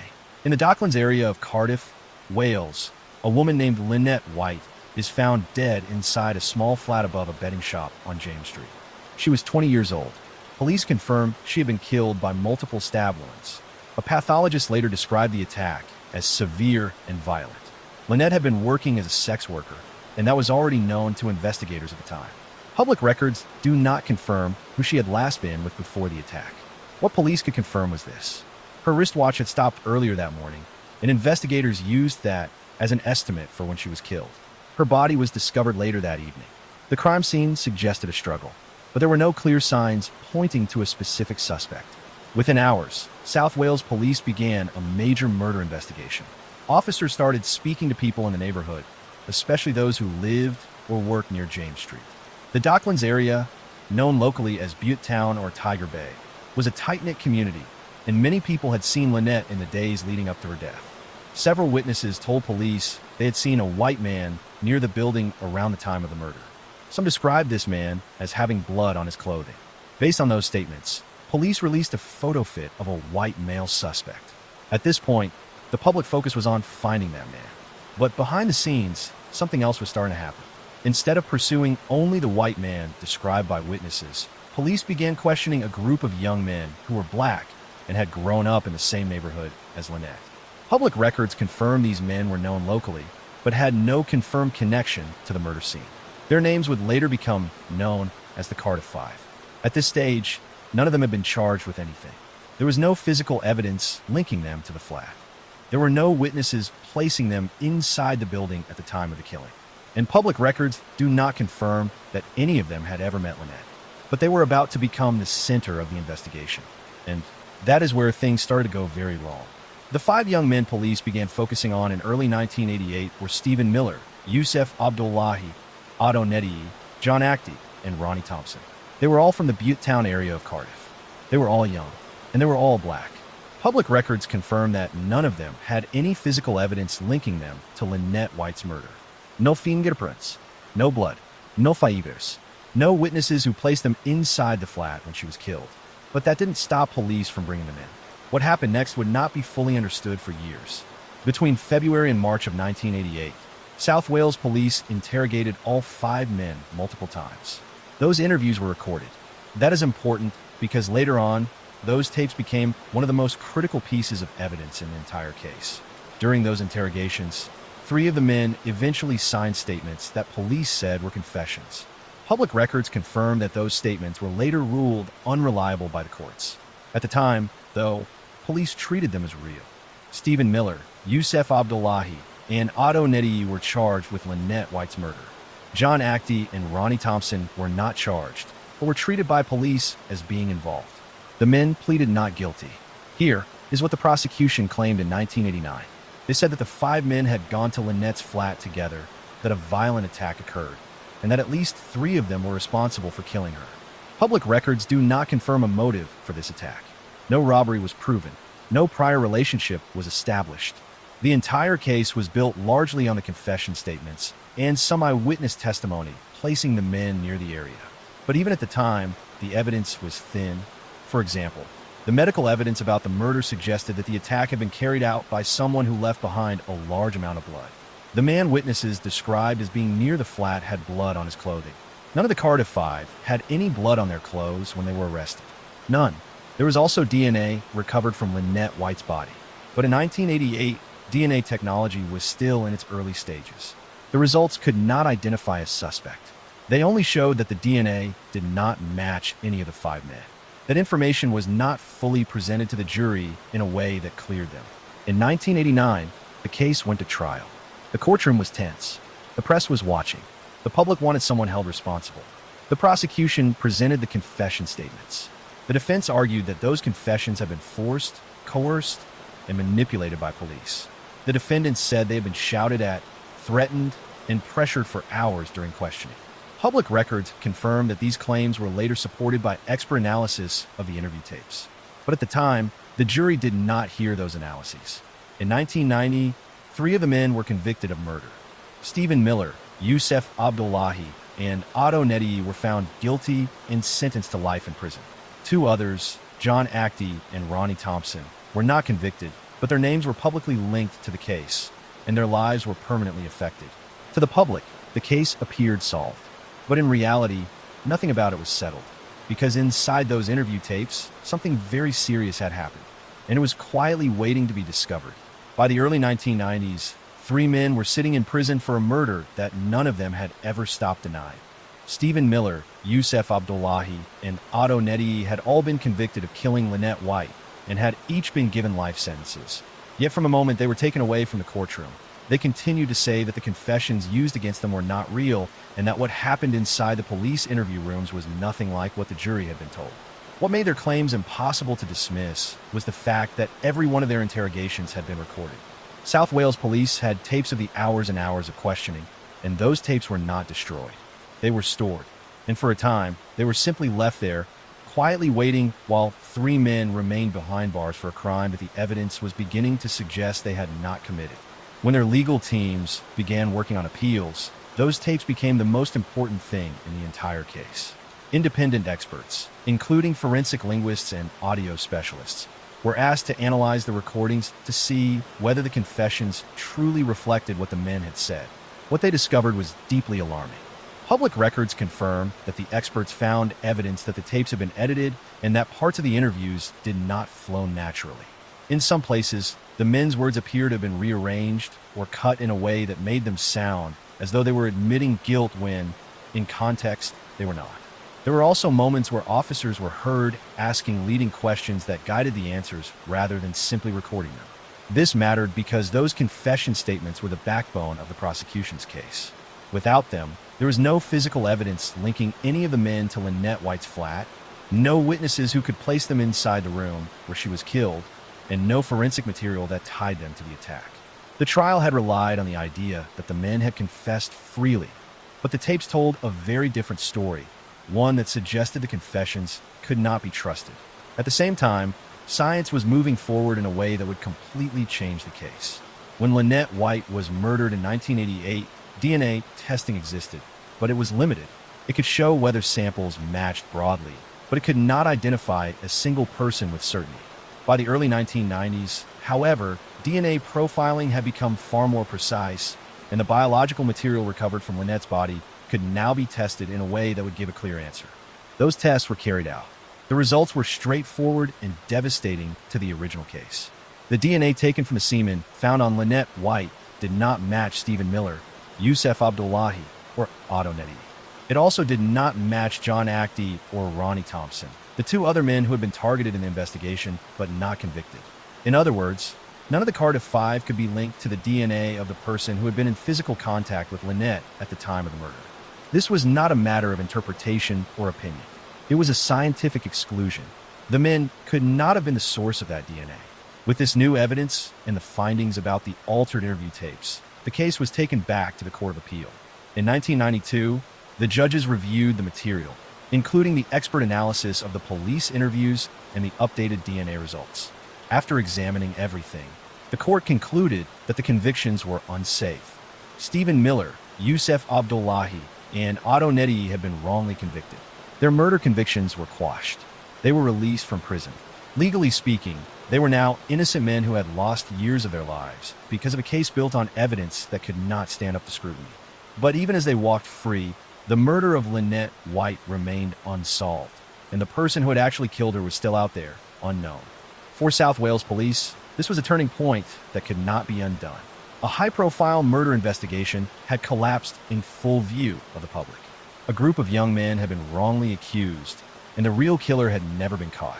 The focus of the story began to shift away from who killed Lynette White and toward how such a serious miscarriage of justice could have happened in the first place. That shift would eventually lead to something almost unheard of in British legal history, as the actions of the detectives who handled the original investigation would come under scrutiny in a way they never expected. And that is where this case was about to take another turn. After the convictions of Stephen Miller, Yusef Abdullahi, and Otto Nettie were overturned in 1992, the murder of Lynette White was no longer just an unsolved killing. It had become something else as well. It was now one of the most serious miscarriages of justice in modern British history. Three men had spent years in prison for a crime they did not commit, and the evidence that freed them did not just point to a mistake. It pointed to something far more troubling. The altered interview tapes, the unreliable confession statements, and the way the case had been built raised a question that would not go away. Had the police simply made errors, or had evidence been deliberately manipulated? For years, that question hung over South Wales Police.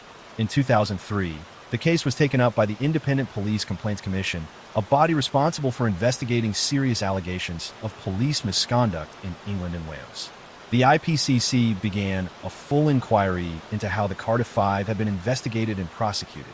This inquiry was not about who killed Lynette White. It was about whether officers had interfered with the justice system by fabricating, altering, or suppressing evidence. Public records confirm that what the IPCC uncovered was extraordinary.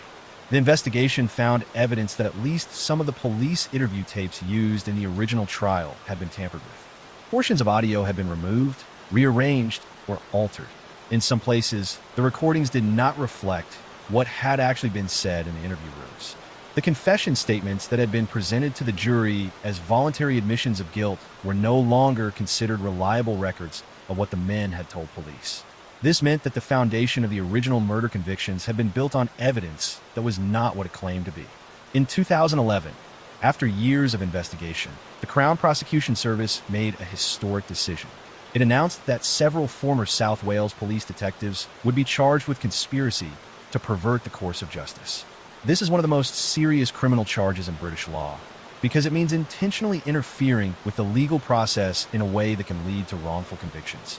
8 former detectives were charged. These were not low-level officers.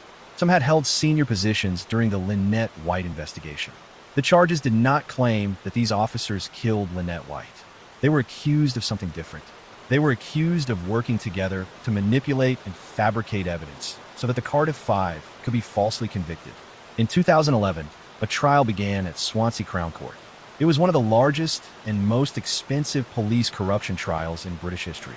The courtroom was filled with lawyers, journalists, and members of the public who had followed the case for decades. The former detectives sat in the dock, accused of deliberately framing innocent men for murder.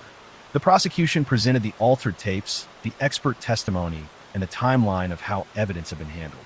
The defense argued that the officers had not acted dishonestly and that any problems with the evidence were mistakes rather than crimes. After a long and complex trial, the jury reached its verdict in 2011. All 8 former detectives were acquitted. The jury found them not guilty of conspiracy to pervert the course of justice. Legally, this meant the officers were cleared of criminal wrongdoing. There were no convictions for police corruption in the case. But even after the acquittals, the reality remained unchanged. 3 innocent men had been imprisoned for murder, and the actual killer of Lynette White was still unidentified.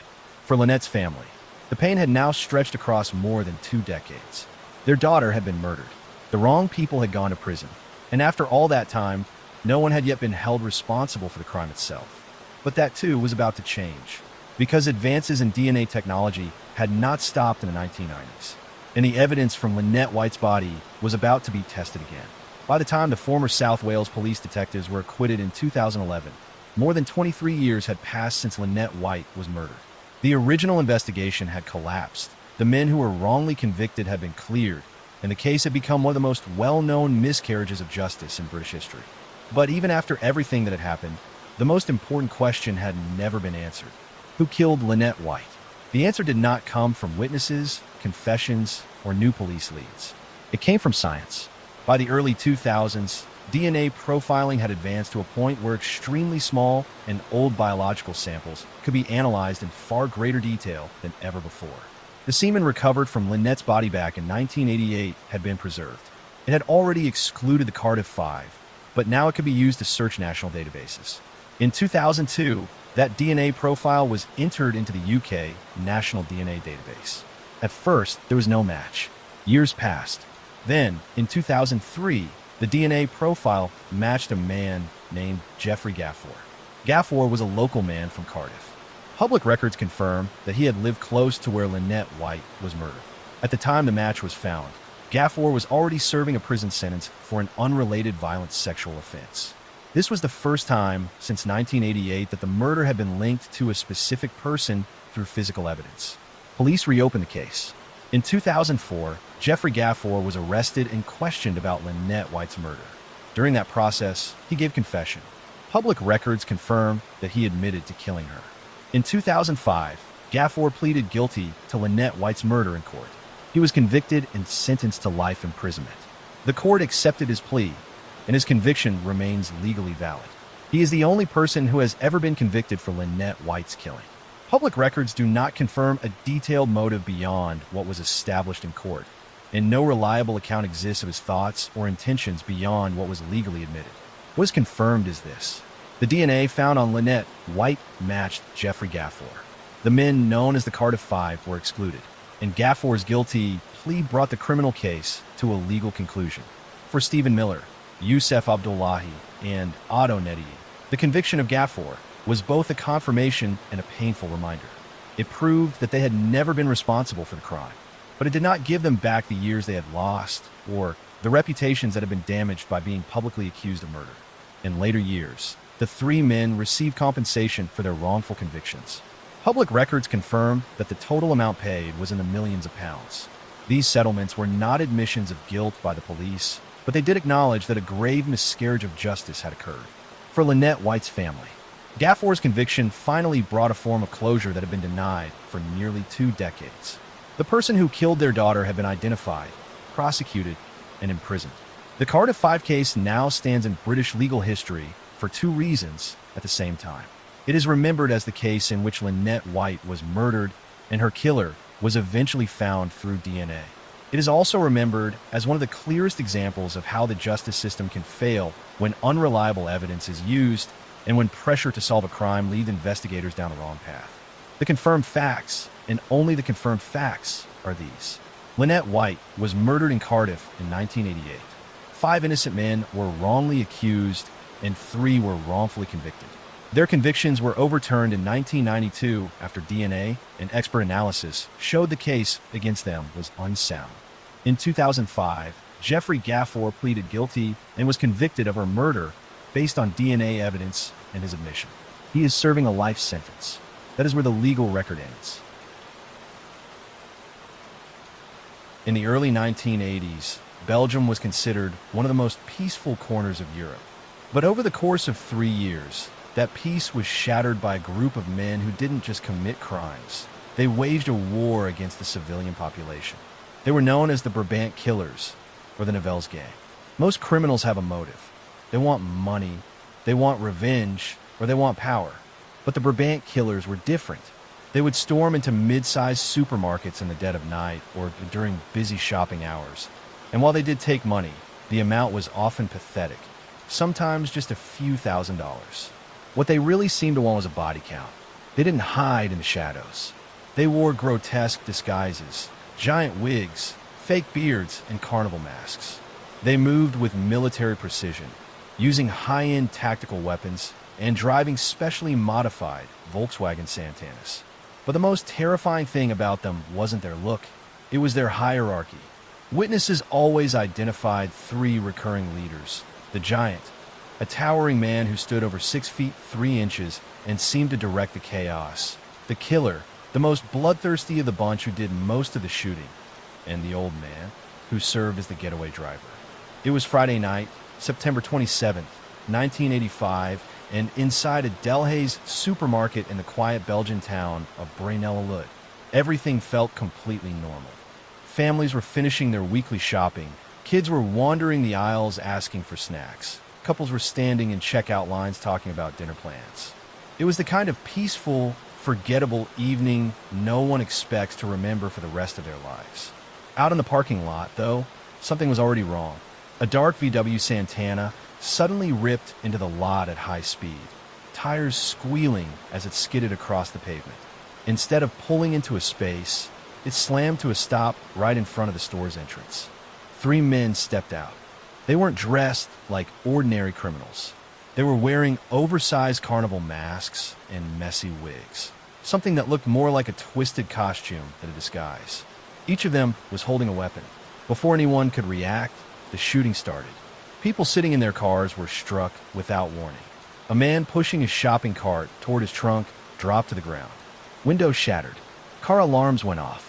Inside the store, people froze for a split second, trying to understand what the loud noises were, before panic took over. The 3 masked men moved toward the entrance, firing as they went. They didn't shout. They didn't demand anything. They didn't tell anyone to get down. They just kept moving. 2 of them went inside. One, later nicknamed the Giant, stood near the doorway, watching everything. The other, known as the Killer, walked deeper into the store. Witnesses would later say he moved slowly and calmly, not rushed, not frantic, almost like he was following a set routine. Anyone who stood up, anyone who ran too slowly, anyone who crossed his path was hit. Shoppers ran down aisles, knocking over displays. Parents grabbed their children and tried to hide behind shelves. Employees dropped to the floor behind the counters. The bright lights and colorful signs made everything feel unreal like a nightmare you cannot wake up from. Near the back of the store, a father and his young daughter crouched behind a display, hoping to go unnoticed. The man wrapped his arms around her, trying to shield her, just praying the attackers would pass by. But the killer noticed them. He walked over, looked at them, and fired. In that moment, any illusion that this was about money disappeared. This was something else entirely. When the attackers left the store, they didn't rush. They walked back to their car and drove out of the parking lot at a steady pace. Police cars soon appeared and began to follow, but instead of speeding away, one of the men leaned out of the back of the vehicle and fired toward the police. The officers were forced to pull back, and the VW Santana disappeared into the darkness. In less than 10 minutes, a grocery store had been turned into a place of horror. 8 people lost their lives that night. Many others were hurt, and the attackers walked away with less than $20,000, barely enough to match what they had just taken from so many families. But what made this even more disturbing was that it was not an isolated event. For 3 years, Belgium had been living under the shadow of a group that would come to be known as the Brabant Killers. Starting in 1982, a series of violent attacks had taken place across the region. Supermarkets, small shops, restaurants, places where people felt safe. At first, they seemed like robberies, but they never made sense. The attackers used extreme force even when no one resisted. They would take small amounts of cash and leave behind valuable items. It was as if fear itself was the goal. By 1985, the country was on edge. People avoided shopping at night. Stores hired guards. Parents kept their children close. Everyone was waiting for the next attack, but no one knew where it would happen. The night at Braine-l'Alleud was one of the worst, but it wasn't the last. Just weeks later, the group struck again at another Delhaize supermarket in the town of Aalst. Once again, masked men walked in and started shooting. Once again, families were caught in the middle. A child was lost, and once again, the attackers escaped. After that, the violence stopped. The Brabant Killers vanished as suddenly as they had appeared. By the time it was all over, 28 people had lost their lives, and dozens more were left with scars that never healed. Police spent decades chasing leads. Suspects were questioned. Some were arrested. None were ever convicted. Evidence went missing. Witnesses aged. Files gathered dust. There were theories that the killers were tied to organized crime. Others believed they were part of something much darker, possibly even meant to spread fear and destabilize the country. But no matter how many investigations were launched, no one could ever prove who they were or why they did what they did. In 2023, the case was officially closed because too much time had passed. Even if the killers were identified, they could never be brought to justice. That is what makes this story so unsettling. Not just the violence, but the silence that followed. No explanation, no motive, no closure. Just a trail of ordinary people who went out to do something as simple as grocery shopping and never came home. And a mystery that Belgium may never truly solve. What made investigators truly uneasy was that none of the normal rules of crime seemed to apply to the Brabant Killers. In most cases like this, patterns start to form. Criminals repeat mistakes. Someone talks. A witness remembers a face. A piece of evidence slips through. But here, nothing stuck. It was like the attackers existed only during the moments they struck and then dissolved back into the world. Police went back over every attack and noticed something chilling. The gang always arrived just before the busiest part of the evening. Not when stores were closing. Not when they were empty. They wanted crowds. They wanted chaos. They knew exactly when the most people would be inside, which meant someone was watching these locations in advance. That alone ruled out random crime. Then there were the cars. The attackers used multiple vehicles, but every single one was carefully chosen. None were registered to anyone connected to known criminal networks. Several were later found burned or abandoned. The famous VW Santana was never recovered. No fingerprints, no DNA, nothing that could be traced back to a real person. Even professional car thieves usually leave something behind. These people did not. Investigators also realized something else. The weapons used across different attacks matched. The same firearms appeared again and again, even though they were never recovered at the scenes. This meant the gang was keeping them, reusing them, and maintaining them. That requires planning, storage, and a secure place to operate. Not a hideout in an alley, but something stable, something protected. When the Charleroi Canal bags were discovered, the entire case took on a new shape. Those weapons had not been tossed in a panic. They were wrapped, weighed down, and carefully placed. Someone wanted them gone, but not randomly gone. It was more like a controlled cleanup that suggested the group believed the danger had passed. They believed they no longer needed the weapons. Why would a group that had never been caught suddenly feel safe enough to dispose of their own tools? That question still has no answer. The documents found with the weapons were just as troubling. They included police communication material and internal paperwork that would have given whoever had them insight into how investigations were being run. In other words, whoever had dumped those bags might have known exactly what the police knew. One retired investigator later said it felt like they were chasing ghosts who were always one step ahead, not because they were lucky, but because they were informed. At the same time, Belgium was going through a period of political instability. There were fears about terrorism, organized crime, and the growing influence of extremist groups. Public trust in government was fragile, and every time the Brabant killers struck, that trust weakened even more. People began demanding stronger security, heavier policing, and harsher laws. That is why this strategy of tension theory took root. The idea was simple but horrifying. If people were made afraid enough, they would give up freedoms in exchange for safety. If the country felt under attack, it would accept almost any measure to restore order. According to this theory, the Brabant killers were not acting for money or even personal motives. They were acting to create fear on a national scale. Whether that theory is true or not, it is impossible to ignore how perfectly the attacks achieved that result. Belgium changed. People who grew up during those years still remember checking behind cars before getting in. Parents teaching their children what to do if shooting started. Supermarkets installing security gates and guards. Something innocent was lost, and still, no one was held responsible. Some of the suspects that were later named had connections to law enforcement or military circles. Some had troubling pasts. Some died before they could ever be questioned. Each time a lead seemed promising, it would collapse, often in strange ways. Files were misplaced. Evidence disappeared. Witnesses recanted. Over time, it became harder and harder to tell whether the case was unsolved because it was too complex or because it was being quietly buried. The families of the victims never stopped asking for answers. They pushed for new investigations. They demanded transparency.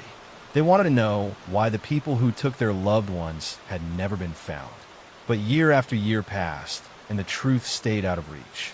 When the case was finally closed due to time limits, it felt like a second injustice. Not only had the killers never faced consequences, but now the law itself said they never would. What remains today is a mystery that refuses to fade. A group of masked men who walked into ordinary places and turned them into scenes of terror. A trail of clues that point towards something far more organized and far more disturbing than simple crime. And a country still left wondering whether the people who were supposed to protect them were somehow connected to the people who hurt them. That uncertainty is what makes the Brabant killers so haunting. Not just because of what happened, but because of what might have been happening behind the scenes, hidden from view, where no one could see and no one could stop it.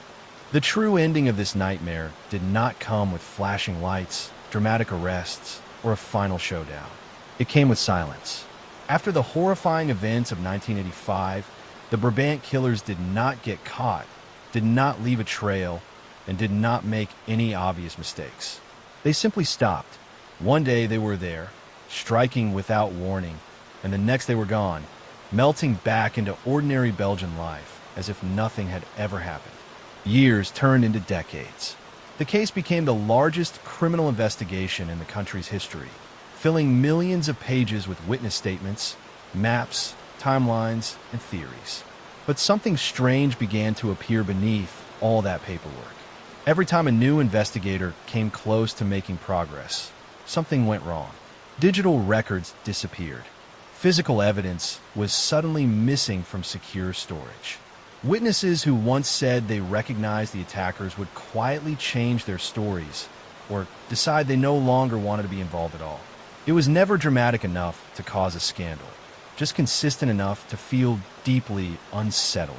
It started to feel like the investigation itself was being quietly guided away from the truth. Then, in 2017, something unexpected happened. A former police officer named Christian Bonkowski was nearing the end of his life. His health was failing, and according to his family, the weight of something he had carried for decades was becoming impossible to hold. He called his brother to his bedside and told him something that stunned him into silence. He said that during the 1980s, he had been part of the Brabant killers. More specifically, he claimed he had been the man witnesses called the Giant, the tall figure who stood guard while the attacks unfolded. This alone would have been shocking. But what made it even more unsettling was who Bonkowski had been. He was not a street criminal. He had been a member of Group Diane, an elite special unit of the Belgian gendarmerie trained for high-risk operations, counterterrorism, and armed interventions. The same type of training investigators had believed the killers must have had. According to his confession, the attacks were never really about money. The small amounts taken were just a cover. He claimed the true purpose was to spread fear, to make ordinary people feel unsafe in everyday places, and to push the public into demanding a much stronger and more militarized police force. It was, in his words, a campaign meant to shape public opinion through terror.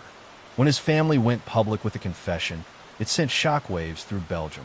For the first time in decades, there was a name, a face, and a story that seemed to fit everything investigators had struggled to explain. His height matched witness descriptions. His training matched the tactics. His unit had access to the kind of equipment found in the canal. Police reopened parts of the investigation and began checking what they could. But once again, strange obstacles appeared. Record from the period when Bonkowski served had been lost during office moves years earlier. Key documents were missing. DNA samples taken from crime scenes decades ago were no longer usable. Nothing could be definitively matched to him.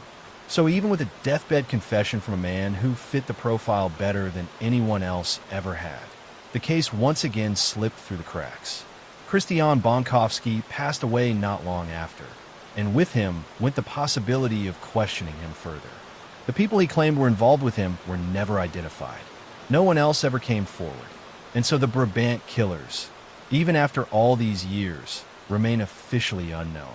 What Belgium was left with was something almost worse than no confession at all. It was a story that made too much sense to ignore and yet could never be fully proven. A case where the answers seemed to exist just out of reach, always blocked by missing files, lost evidence, and silence. That is why this story still refuses to die. Not because of what happened in those supermarkets, but because of what might have been happening behind the scenes, where the line between those meant to protect and those meant to harm may not have been as clear as anyone ever wanted to believe. Today, the Brabant killers case still stands as one of Europe's most disturbing unsolved mysteries. 28 lives were lost, countless families were changed forever, and yet no one has ever been held accountable. Not one arrest, not one conviction, just a long trail of unanswered questions. The Belgian gendarmerie was eventually dissolved, in large part because public trust had completely collapsed. Too many people believed that the truth was being hidden somewhere inside the system. The Delhaize supermarkets are still there today, open and busy, but for the families of the victims, they will always be something else entirely. They are quiet reminders of a story that never got its ending. And that leaves behind one chilling thought. What happens when the people meant to keep you safe are the ones you should be afraid of?